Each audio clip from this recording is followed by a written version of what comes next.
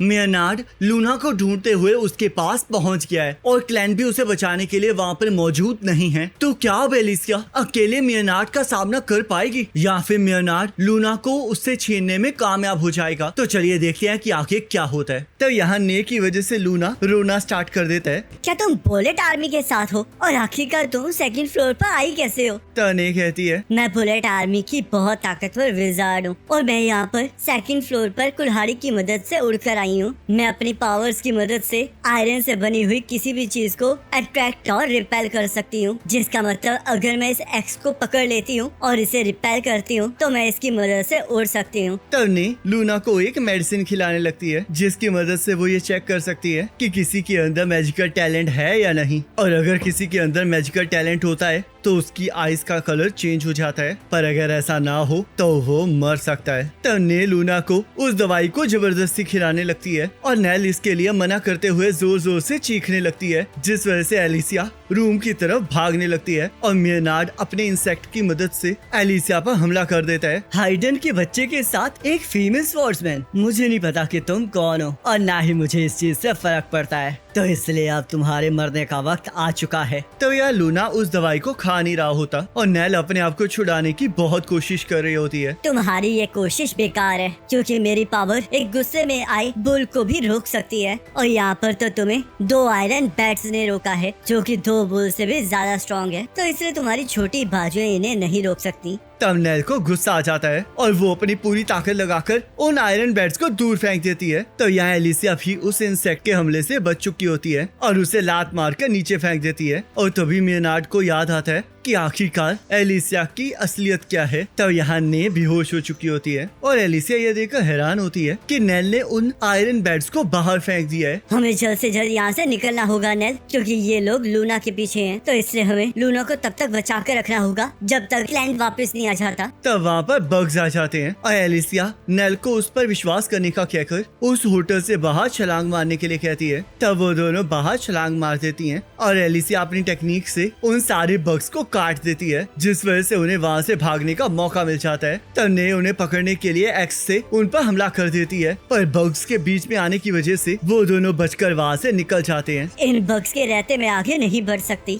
तो इसलिए मुझे मेयनार्ड से कहकर इन्हें रोकना पड़ेगा। और मुझे ये समझ नहीं आ रहा कि आखिर वो लड़की इतनी ताकतवर कैसे है। तब एलिसिया ये देखती है कि वो बग्स उनका पीछा नहीं कर रहे हैं, जिस वजह से एलिसिया को समझ में आ जाता है कि उन बग्स को सिर्फ उस होटल को घेरने का ऑर्डर दिया गया है, जिस वजह से वो दोनों जंगल की तरफ भागने लगती हैं ताकि वो उस टाउन से बाहर निकल सके। पर वहाँ पर और भी ज्यादा बग्स होते हैं जो कि उन्हें फिर से घेर लेते हैं। मैं अपनी टेक्निक को बार बार यूज नहीं कर सकती, जिस वजह से मैं इन सबको नहीं मार पाऊंगी, तो इसलिए हमें अब यहाँ पर ही छुपना पड़ेगा। लूना की सेफ्टी हमारे लिए बहुत ज्यादा इम्पोर्टेंट है, तो इसलिए हमें एक ऐसी जगह ढूंढनी होगी जहाँ पर ये बग्स एंटर न कर सकें। तब नेल और एलिसिया छुपने की जगह को ढूंढने चली जाती हैं। मेयनार्ड मुझे माफ करना, पर वो सभी लोग भाग चुके हैं। क्या तुमने उस बेबी का मैजिक टेस्ट किया? नहीं, मुझे उस स्ट्रॉन्ग लड़की ने रोक दिया। लगता है हमने उन दोनों को अंडर एस्टिमेट किया है। वो लड़की जिसके पास तलवार और आई पैच है वो एक हीरो है जिसका नाम एलिसिया है। जब जनरल ड्रेल ने उसके फादर के साथ लड़ाई की थी तब मैं वहीं था, तो इसलिए मुझे पूरा यकीन है कि वो वही है। और वैसे भी एक हीरो एक ऑर्डिनरी बच्चे के साथ ट्रैवल तो करेगी नहीं, जिसका मतलब हम लोग सही जगह पर आए हैं, तो इसलिए कोई टेस्ट की जरूरत नहीं है। अब इसमें बहुत ज्यादा मजा आने वाला है और मैं उन लोगों को और ज्यादा टॉर्चर करने वाला हूँ। तो मेयनार्ड हंसने लगता है और सभी लोगों को टाउन के बीच में इकट्ठा करता है। आखिरकार बुलेट के सोल्जर्स ने हमें यहाँ पर इकट्ठा क्यों किया है? तुम सिर्फ 4 लोग हो और हम सभी के पास हथियार है, और ये मत सोचना कि तुम इन कीड़ों की मदद से हमें डरा दोगी। तो इसलिए अगर तुम लड़ना चाहते हो तो मैं तैयार हूँ, पर उससे पहले बताओ कि आखिरकार तुम इस कंट्री में कर क्या रहे हो? अगर तुम्हारा किंग एक बेकार से गैम्बल की वजह से मरा ना होता तो हम लोग यहाँ पर कभी नहीं आते। इस टाइम तो तुम्हें ये लगा होगा ना कि हमारी आर्मी यहाँ पर जबरदस्ती घुसी है, पर हम लोग तो यहाँ पर तुम लोगों और तुम्हारी जगह को बचाने आए हैं। डार्क बीस्ट के किंग ने तुम्हारे नेशन के कैपिटल पर हमला किया है और अगर वो वापस आया तो ये सारी जगह डार्क बीस्ट के कंट्रोल में आ जाएगी, जिसे रोकने की ताकत तुम में से किसी के अंदर नहीं है। तो इसलिए हम लोग यहाँ पर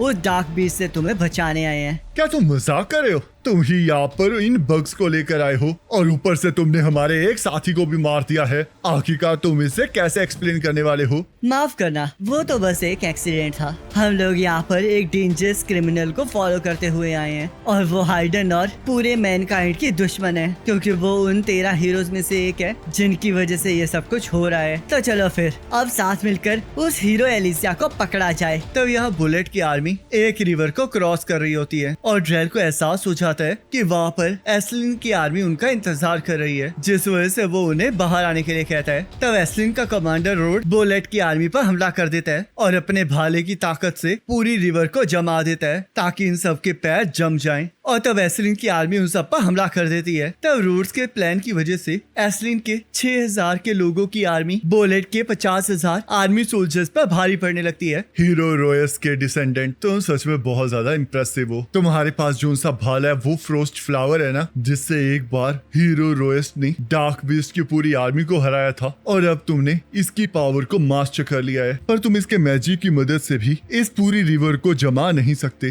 जिस वजह से तुमने अलग अलग जगह पर विजार्ड्स खड़े कर रखे हैं जिन्होंने पहले ही इस रिवर का टेम्परेचर घटा दिया था, जिसकी मदद से तुम इसे फ्रीज कर पाए हो। तब रोड्स ड्रेल पर हमला कर देता है और ड्रेल अपनी तलवार से उस हमले को रोक देता है। तब रोड अपने भाले की पावर की मदद से ड्रेल के घोड़े को जमा देता है, जिससे कि ड्रेल को लड़ाई के मैदान में उतरना पड़ता है और वो दोनों आपस में लड़ना स्टार्ट कर देते हैं। तुम सच में बहुत कमाल के फाइटर हो, पर तुम फिर भी इस दुनिया की जंजीरों को नहीं तोड़ सकते। तब ड्रेल अपनी तलवार की पावर को एक्टिवेट कर लेता है, जिस वजह से वहाँ पर एक ड्रैगन का पंजा आ जाता है और वो उसकी मदद से रोड पर हमला करके उसे दूर फेंक देता है। तब एस्लिन की आर्मी भी रोड्स की मदद करने के लिए उसकी तरफ बढ़ने लगती है, पर ड्रेल अपनी पावर की मदद से एस्लिन की आर्मी के साथ साथ अपने साथियों को भी उड़ा देता है। जो लोग इतने वीक हैं जो यहाँ पर मर जाएं, तो उन्हें दुनिया के पार जाने का कोई हक नहीं है। दुनिया के पार, और साथ में तुम आखिरकार किन जंजीरों की बात कर रहे हो? आखिरकार तुम करना क्या चाहते हो? मैं हीरोज के लिए कई लेजेंड्स को डिस्ट्रॉय करना चाहता हूँ, क्योंकि वो कभी पूरी नहीं होने वाली। ये इसी लेजेंड की वजह से है कि हम उस ओपोनेंट को हराने की कोशिश करते रहते हैं जिसे हराना हमारे बस में नहीं है। तुम्हारे ग्रेट ग्रैंडफादर और मेरे पुराने दोस्त भी इसी लेजेंड्स पर भरोसा करते थे, पर फिर भी वो हार गए, तो इसलिए अब मैं उसी को चेंज करने आया हूँ।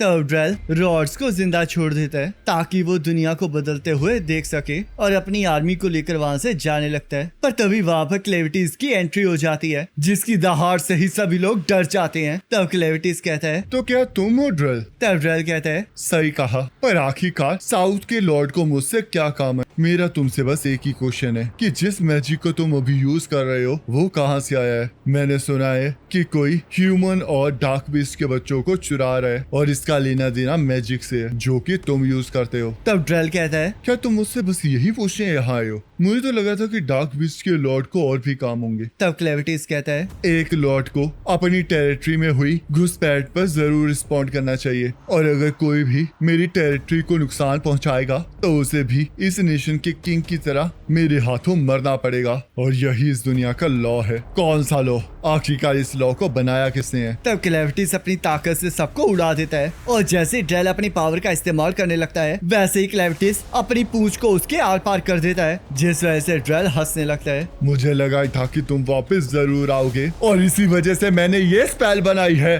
ताकि मैं तुम्हें यहाँ पर सील कर सकूं। तो इसलिए अब मेरे secret spell prison of dark fluid में कैद हो जाओ। तो ड्रेल अपनी बॉडी का सैक्रिफाइस कर देता है और क्लेविटीज को एक बहुत बड़े ब्लड के गोले में कैद कर लेता है। तब ड्रेल अपनी तलवार की मदद से फिर से जिंदा हो जाता है, क्योंकि अब वो और तलवार एक हो चुके होते हैं। एक डार्क बीस्ट का लॉर्ड भी अब मेरी इस स्पेल से आसानी से बाहर नहीं निकल सकता, तो इसलिए अब धीरे धीरे मरो क्लेविटीज। तब ड्रेल अपनी आर्मी को लेकर आगे बढ़ने लगता है और यहाँ एलिसिया और नेल अभी भी छुपने की जगह ढूंढ रहे होते हैं, पर उन्हें नहीं पता होता कि टाउन के लोग उन्हें ढूंढते हुए उनके पीछे ही आ रहे हैं। और इसी के साथ ये एपिसोड खत्म हो जाता है। अब नेक्स्ट एपिसोड का लिंक आपके स्क्रीन पर आ रहा होगा, उस पर क्लिक करके अगले एपिसोड को देख सकते हो।